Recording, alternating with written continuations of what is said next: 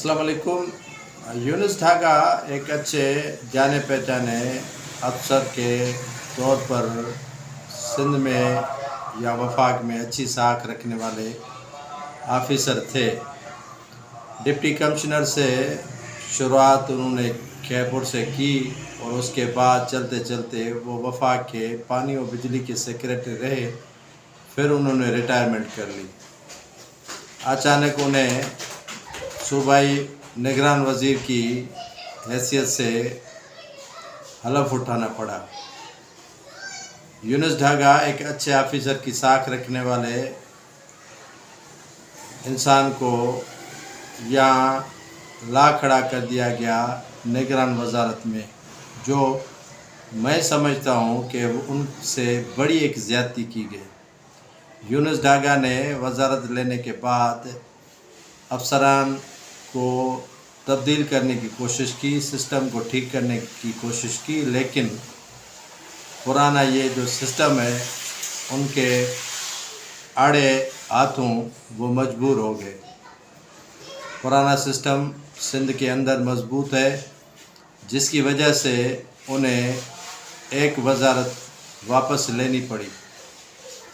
महकमा ख़जाना उनसे वापस लेने के बाद रेवेन्यू में तकर्रुर और तबादला करने से भी उनको रोक दिया गया।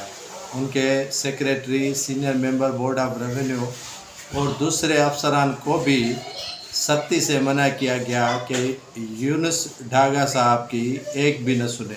उन्होंने जब इनको निगरान वज़ीर के तौर पर मुकर्रर करवाने वालों से शिकायत की तो उन्हें भी कोई खातिर ख्वाह जवाब नहीं मिला। वज़ीर आला से मिलने के लिए कहा गया। जब वो वज़ीर आला से मिलने गए तो उन्हें 2 से 3 दिन ठहरने के लिए कहा गया, लेकिन आज तक काफ़ी दिन गुज़र गए हैं, न उसे महकमा वापस मिला है, न ही जो इनके अपने ही बचे कुचा महकमा है उनमें तकर्रुर तबादलों की उनकी चलती है। यूनुस ढागा जो एक अच्छी उम्मीद लेकर आए थे, उन्हें सिंध के अंदर नाकामी का सामना करना पड़ रहा है।